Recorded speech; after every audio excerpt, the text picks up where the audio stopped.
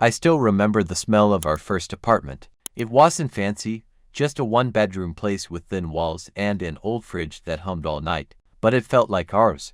Back then, I thought that was all I needed. A steady job, a woman who loved me, and a small corner of the world to call home. Her name was Emily. She worked at a local bookstore, and I met her one rainy afternoon when I ducked inside to get out of a storm. I didn't even like reading that much, but I walked out with 3 books and her phone number. She had this calm, easy smile, the kind that made you think everything would be okay. For the first couple of years, life was simple. We didn't have much money, but we laughed a lot.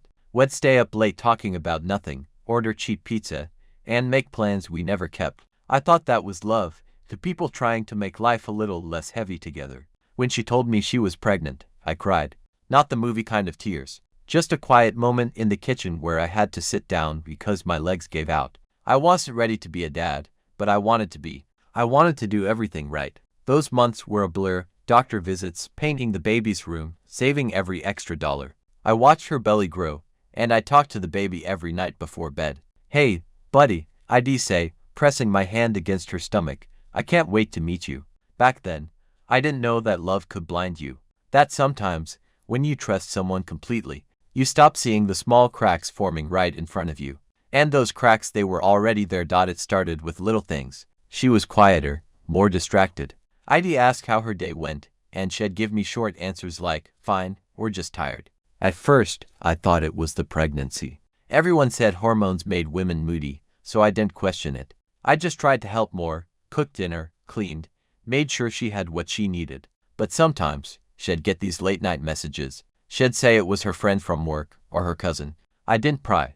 I told myself that trust meant not checking her phone, so I didn't. There was one night I remember clearly. She came home late from a book club she'd joined. I was sitting on the couch, half asleep, when she walked in smelling like men's cologne, not mine. She froze when she saw I was awake, then said she'd hugged a coworker goodbye. I smiled, pretended it didn't bother me, but something inside me twisted. When the baby was born, everything changed. I held that tiny boy in my arms, and for a moment, I forgot all the doubts. He looked so peaceful, so perfect. I remember whispering, "I'm your dad, little man. I'll never let you down." But as the weeks passed, people started to make comments. My mom said, "He doesn't really look like you." My buddy from work joked that the kid must have gotten all of Emily's genes. I laughed it off, but it started eating at me. Then one night, when Emily was asleep, I saw her phone light up. A message popped up on the screen from a guy named Ryan. I knew that name. He was the one she'd said was in her book club. I shouldn't have looked, but I did. And in 1 second, everything I thought I knew about my life shattered. The message said, "He looks just like you." My hands went cold. My heart was pounding so loud I could barely breathe. And that was the night I realized the cracks weren't just cracks anymore. They were the pieces of the life I thought I had, falling apart in front of me. I didn't sleep that night. I sat in the dark, staring at the message until the phone screen dimmed and went black. Every part of me wanted to believe there was some explanation. Maybe it was a joke. Maybe I misunderstood. But deep down, I knew. When morning came, I couldn't pretend anymore. I waited until she woke up, and I asked her, quietly, "Who's Ryan?" She froze. That half-second of silence told me everything before she even spoke. She tried to lie at first, said he was just a friend, said I was overreacting, said she was tired of me not trusting her. But her voice cracked, and I saw tears fill her eyes. That's when I knew I wasn't crazy. Finally, she said it. She met him a few months before she got pregnant. She said it just happened, like it was an accident, like falling down the stairs or missing a stop sign. I remember staring at her, waiting for the part where she'd tell me it wasn't what I thought. But it never came. I asked her if the baby was mine. She couldn't even look at me, just sat there, crying, saying, "I don't know." That was worse than a no. I left the house. I don't remember grabbing my keys or my jacket. I just remember walking. The cold air hit me, but I couldn't feel it. I ended up at a park we used to go to. I sat on a bench for hours, watching people walk by, couples, families, kids laughing. Everyone looked normal, like the world had just ended. When I finally went back home, the baby was asleep, and she was sitting on the couch with her hands clasped, like she was praying.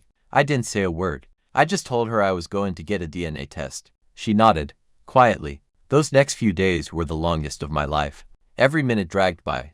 I couldn't eat, couldn't work. I'd look at the baby and feel this mix of love and anger, guilt and confusion. He didn't ask for any of this. But every time I saw his face, I saw the question I didn't want the answer to. And when the results finally came in, I almost didn't open them. But I did. And that single page ended everything I thought my life was. The paper said exactly what I already knew deep down. I wasn't the father. It didn't hit me all at once. It was quiet at first, like a numbness that spread through my body. I just stood there, staring at the results, my hands shaking. It felt like time stopped, like the world had gone silent, except for the sound of my own breathing. I walked out before she got home. Number note, no text, nothing. I didn't even pack a bag. I just got in my truck and drove. I didn't know where I was going, I just knew I couldn't stay. I drove for hours, 3 towns I'd never been to, until the sun went down and the gas light came on. I pulled into a cheap roadside motel, paid cash, and sat on the bed staring at the wall. I thought about the baby, about Emily, about how everything I built was gone. The next morning, I turned off my phone. I didn't want to hear her voice, didn't want to see any messages or apologies. I just wanted to disappear. Days turned into weeks. I found a small town a few states away and rented a room above a mechanic's shop. The owner didn't ask many questions, and I didn't offer any. I picked up small jobs fixing things, hauling stuff, keeping busy so I didn't have to think. At night, though, it all came back. The silence hit harder than I expected. I'd wake up sweating, hearing the sound of the baby crying in my head. Sometimes I'd reach for my phone just to scroll through old pictures, his little hands, his first smile, before reminding myself that none of it was mine. But the worst part wasn't losing her. It was losing who I was with her. For years, I thought I was a good man, someone who loved hard, who did the right thing. But now, I didn't even know what that meant. How do you trust again after that? How do you let anyone close enough to hurt you like that? I didn't have an answer. So I kept disappearing, a little more every day. It had been almost a year since I left. By then, I'd built a quiet rhythm for myself, working during the day, coming home to an empty room at night. No one in town knew my story, and I liked it that way. I was just the new guy who kept to himself. Then one evening, I came back from work and saw a car parked near the shop, a silver sedan. It took me a second, but my stomach dropped when I recognized it. Emily's.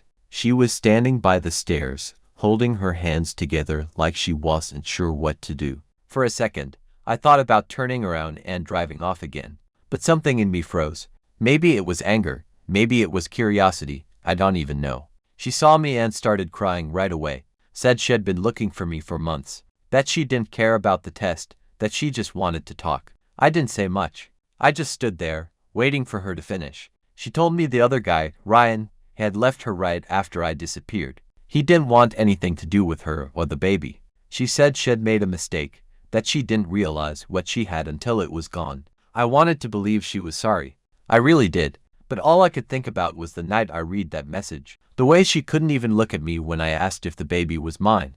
I told her I was glad she and the baby were okay, but that I couldn't go back. She begged me, actually begged, to come see him. Said he asked about me, called me daddy when he saw my pictures. That nearly broke me. I had to turn away. I told her that maybe one day I'd stop being angry, but that day wasn't today. Then I walked inside and closed the door. I sat there for hours, listening to her car start, then fade away down the road. And when the sound was gone, all that was left was the same silence I'd been living with for a year. Only now, it felt heavier. It's been 3 years now. Sometimes it feels like a lifetime, sometimes like I left yesterday. I still live in that small town. I've moved into a slightly better place. A tiny house on the edge of town with a porch that creaks when the wind hits it. I work, I eat, I sleep. That's about it. People here think I'm quiet by nature. They don't know that it's not silence, it's just the absence of trust. I haven't spoken to Emily since that day she found me. Every once in a while, I get a letter from her, usually around the kid's birthday. She sends a photo sometimes. Has growing fast. I can see it even in those tiny pictures. He looks happy. That's all I can ask for. I never write back. I don't know what I'd even say. Sometimes I drive at night, no destination, just the road and the hum of the tires. It helps me think. I tell myself I did what I had to do, that leaving was the only way to stay sane. But every so often, I wonder what kind of man walks away from a child who once called him dad. Even if he had every reason to, that thought sits heavy on me. Maybe it always will. People say time heals everything. Maybe that's true for some. For me, Time didn't heal, it just taught me how to live with the ache. It's quieter now, but it's still there.